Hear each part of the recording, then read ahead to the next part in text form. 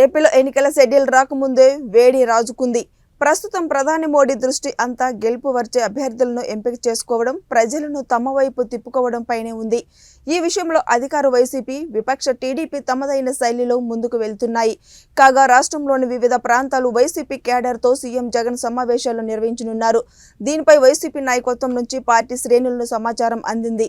రాష్ట్ర CM party అధ్యక్షుడు జగన్ రాష్ట్రంలోనే 5 ప్రాంతాల్లో మీటింగ్లు నిర్వహించి క్యాడర్ను నిర్దేశించి చేయబోతున్నామని వైసీపీ వెల్లడించింది.